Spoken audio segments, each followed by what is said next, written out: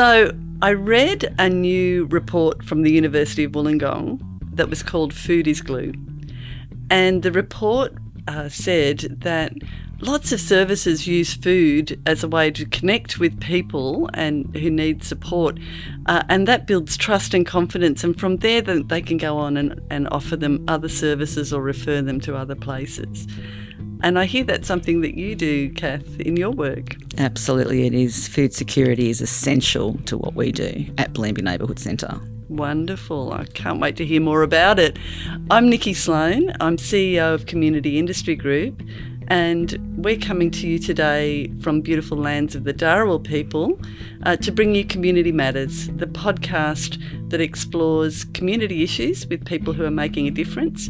And today I'm joined by the wonderful Cath Daly from the fabulous Bellambi Neighbourhood Centre. Welcome, Cath. Thanks, Nikki. Thanks for having me. So, Cath, I'd love you to tell everybody about Bellambi Neighbourhood Centre and about the wonderful work that you guys do there. Sure. So we are a tiny not-for-profit, Bellambi Neighbourhood Centre Incorporated. We have an FTE of 1.7 staff, and the rest of our people on the ground are volunteers. So we run 5 days a week. We run our breakfast program for all children. It's called the School Kids Breakfast Program, but we certainly don't turn away babies or 18 and 19-year-olds. So that's 5 days a week during school terms. The kids also get to pack their lunch. So that's really important because we know that if kids don't have a lunchbox with good, solid food in it, they tend to not go to school. And there's a lot of shame, unfortunately, in parents asking for help. So that's a really important program, and we see anywhere between 80 and 105 kids at our brekkie program every day. Wow. And that's from a selection of 6 different schools in the area, so we're very well connected. We then have after-school program for high schoolers on Mondays. We have after-school programs for 8 to 12-year-olds on Tuesdays. We're about to kickstart a new high schoolers program on Wednesdays. And on Thursdays, we have after-school program for 5 to 12-year-olds as well. So in the middle of all of that, Tuesday's our busiest day. Right. We have bingo, community lunch, playgroup, and the big after-school program. So it's quite hectic. And we have a home-cooked 2-course meal every Tuesday for anyone in community that wants to come along. We also run our food security program on a Wednesday and a Thursday. So it's by appointment, 15-minute back-to-back appointments, and we feed up to 70 families every week. So tell me a little bit about the food security program. It's 15 minutes back to back, and it's full every week. But could you explain to us what food security program actually looks like? So it's not funded at all. It's purely donations that we receive from community in relation to what we can give out. Of course, we have a beautiful Oz Harvest delivery every week, which really is life-changing. Really, it is. But we also have a whole heap of individuals and groups who will consistently donate food to that hub. So we're funded by Department of Communities and Justice for part-time wages for 3 people.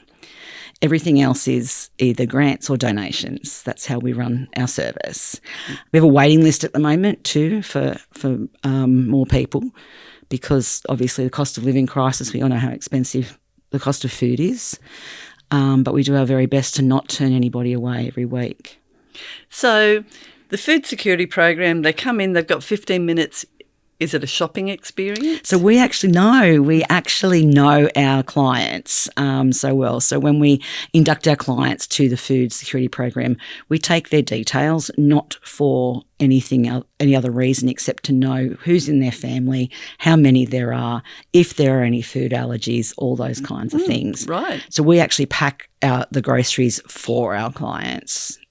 So it's like click and collect. Pretty much. Click and collect. Yeah. They come in, they get their groceries just like you would if you're going to Woolies. Yeah. What kind of people come to the food security program? Well, obviously, our community is a very vulnerable community.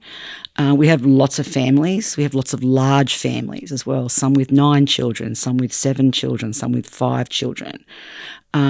Also, our client base is 60% Aboriginal people. So when I first started 6 years ago, I think we had 3 Aboriginal clients, and so we've grown that. We're hearing a lot now about food poverty and the working poor. And I think that a lot of people, when they think about food insecurity, they think about people who are homeless and living on the streets. But are you seeing more and more people who are working families who just can't afford to buy food? We absolutely do. Or they're having to make choices that are maybe not the healthiest options, because the healthiest options can generally be also the expensive options.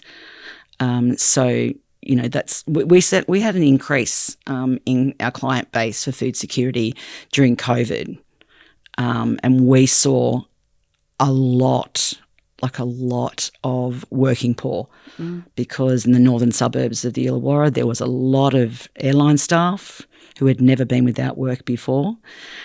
So we were feeding people from Kiama to Helensburgh, and we were the only service that we could collect food from. Right. So that was massive. Also put us on the map. So I often say COVID was good for us because it gave us the opportunity to get into the media and those kinds of things, which basically brought us more donors. More people came in donating. We heard you on the radio. More people came in. Our very vulnerable, very neighbourly, very resilient community, majority of them have had trauma or intergenerational trauma. You know, there's experiences of domestic violence that they've escaped from.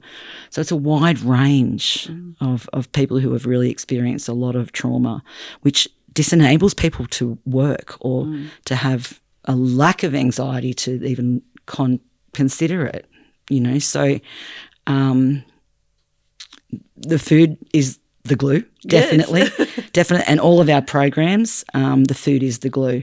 You know, I've always said since I started, it's got to have food and it's got to be fun. I've always said somebody should map the community development value of a sausage sanger, because I think that there is great value in that simple act of food. So people come in for food, for the food program, for your lunch, for your community lunch. I've been to your community lunches. They are a beautiful thing. I would encourage anybody to go to community lunches. How do you then go on to refer them on to other services that they might need that might help with some of that trauma or escaping domestic violence or helping them to rebuild a life? So we're really fortunate in that we have a fully qualified social worker on site. So Jen, who's our social worker, will basically case manage that whole referral process to other services. She's absolutely connected with all the other services that our clients need. So the breakfast program is where we actually get families. Yeah. So because the kids come in and then the parents come in and then we talk about what we do, what all the amazing things we do at the Neighbourhood are, and that's the hook, if you like. It starts at breakfast and it just goes from there. And I love that you said that the kids get to pack their lunch. Their own choices. Yeah. They have lots of fruit to choose from, and they have our brekkie team are amazing in the fact that every day there's a different sandwich. It's a ham salad or it could be Vegemite, but there's a range to choose from every day, and the kids can have as much fruit as they want, and then they get, the naughty snacks like muesli bars and cheese snacks and a packet of popcorn and a popper. But the draw card is on a Tuesday. They get chocolate milk as well. So so Tuesday's a popular day. Tuesday's generally the biggest day from start to finish at the centre. We couldn't do what we do, though, with those programs without our clubs. Right. So clubs fund our breakfast program. And shout out to Collegians because they cover the entirety of the breakfast program cost, backed up by the works at Corrimal who literally pay for the chocolate milk. Right. Which is great. Woonona Bulli RSL and Corrimal RSL cover our community lunch program. as well. So that's amazing. And West Illawarra support our NAIDOC, our Children's Week celebrations, and also just help with groceries if we're running low. I just have to make a phone call and West will deliver, all of these groceries to help us out. Well, it's wonderful to know that these clubs are doing that. Is that all through the community grant scheme? For the Wollongong City Council, yeah, through clubs. So we're very fortunate. So lots of people might not know about the clubs and grants scheme and the fact that clubs need to donate a portion of their gambling revenue to community services. Some people feel there's some conflicts around that. Do you ever feel any conflict on that? I don't. And a big part of the connection with our clubs is that we have personal relationships with the people who are running them. And they're part of our family, and they want to be on call and they want to help us out. And so I have no conflict whatsoever. I know that that's not the 100% consensus across the sector, but in my space, those clubs do for us what we need them to do. Yeah. Very good. And the reason you need them to do that is because the state government that fund your centre or fund some of the workers in your centre don't see food as part of the service delivery. So it's been made very clear that the department that funds some of our wages, material aid is not considered part of targeted early intervention. Which blows my mind. Absolutely, because my question to you there is, if you didn't have the food, would you have the clients? Would you have people? I think we'd have a lot less. I think we'd still have people, but I think we'd have a lot less. And as I said, that's the hook. We start by feeding people.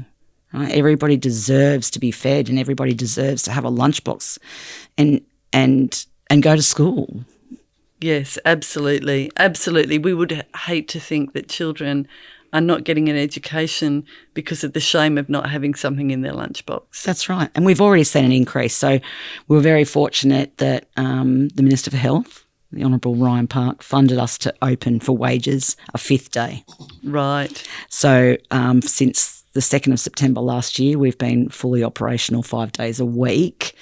But the key there was the breakfast program, because we had children who were not going to school on a Monday that we weren't open, and then that would continue, would roll through the week. And the absences from school were schools tell me up to 80 kids across those schools that we have participants from weren't attending school.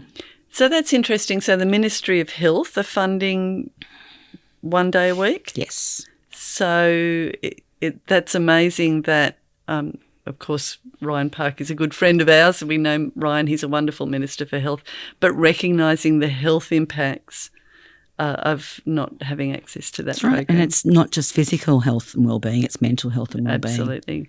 Absolutely. So people might be very inspired, hopefully, listening to you today. I don't know how they couldn't be. How could listeners help? Well, we're always after donations for our food hub. That's our core. And, I can apply for grant after grant, but, sometimes we don't fit the bill for that grant application or something like that. But we would love to have we're always on the lookout for skilled volunteers. Yeah. So what sort of skills? Administrative is good. Yes. That's where we're sometimes a bit short in the admin stuff. But our community garden is flourishing, and there's always space in the team out there as well. Our food hub team, they're a team on their own of generally 2 to 3 across the 2 days, but sometimes it falls over and it's one. Right. And the coordinator's in there packing groceries, so which I don't mind at all. I love maintaining that on the ground stuff as well. So, but definitely food donations. And we don't ask for anything too fancy. We're looking for the basics. Like we're looking for, the long life milk, the rice, the pasta sauces. Coffee's always in short supply. Right. Community loves coffee, and generally If we get a donation of coffee, we'll get a tin and then we'll split it up into little bags so that everybody gets a bit of coffee and sugar and whatever else. So, and it's so important. I don't think probably a lot of people realise how not having things like tea or coffee in your cupboard really impacts you socially, because you don't ask people over if you can't offer them a cup of tea or coffee. Also, I had a hand in raising 5 children on my own, and if I didn't have coffee, I can tell you I wouldn't have been a nice person at all. So, it's and it's a basic necessity. It really is. But that's where the two places, skilled volunteering, administrative skills are fabulous, and food donations. Yeah. So, buy some boxes of pasta, or just come and visit, and we can show you what we do. Yeah. We love having a bit of a show off at everything we do at the Neighbourhood. So fantastic. Now, I know you came from a very different background before you came into this role. What have you learned during your time at Bellambi Neighbourhood Centre? My goodness, what have I learned? I've learned so much about myself. So 35 years in corporate and senior management positions in financial services. How did I do that? I don't know how I stayed in that industry for that long, but it got me through, raised my children. What's changed? I think I've had so many learnings, and I've met so many wonderful people in this industry. I've had so many amazing mentors and coaches. As I mentioned before, Nicky, my first media interview, you got the phone call, help. And I think I always had it in me to be in this work, but I was too scared to take a leap being a single mum out of it. I have learnt so much about trauma-informed practice. I have learnt so much about the fact that when I had all those struggles from my lived experience, I felt so alone. And so it's really shown me that there's so many out there who potentially feel what I felt.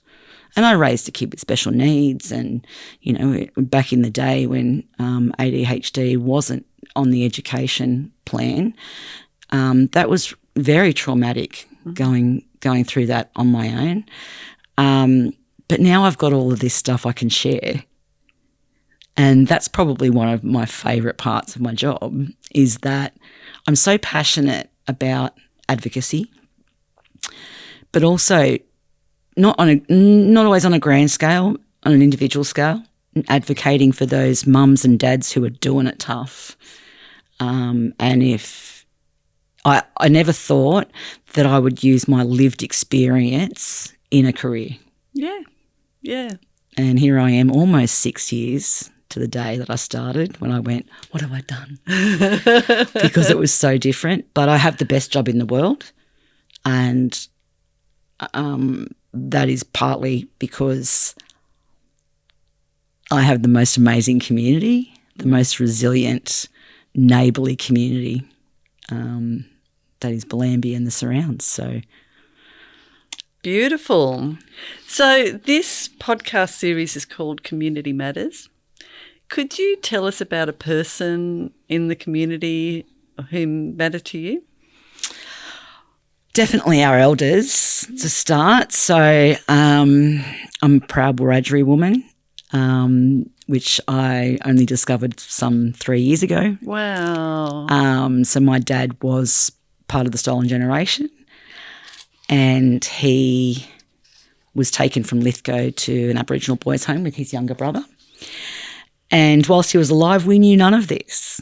So it's only been since Dad passed that we've actually found out all of this information. So he took big secrets to the grave with him. I'm sure in fear of his children being taken, because I'm 71 vintage. Well, not 71 years, no. but vintage 1971.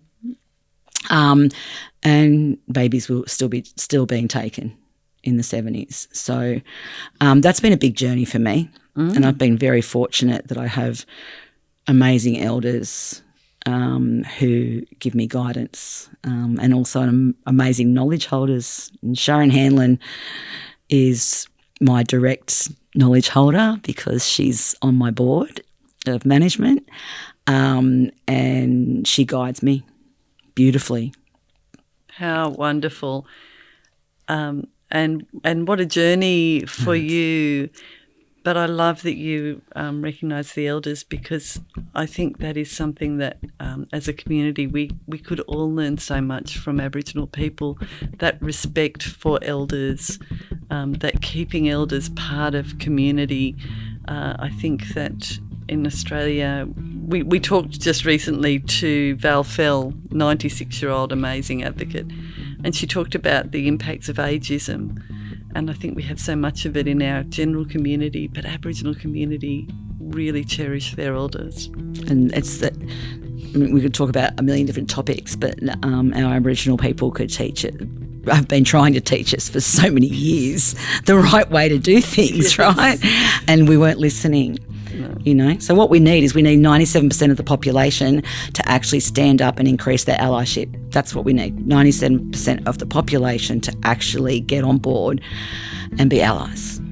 I think that is a powerful message to end on. I'm going to say a huge thank you to you, Cath Daly, for sharing with us today. I think we've all taken so much. We've done a journey from breakfast to respect for elders, and it's been really fascinating. Thank you so much. Thanks for having me. Thank you for tuning in to Community Matters, the podcast that explores community issues with the people that are making a difference. Please like, share, leave us a review, and tune in next time for more stories from the community.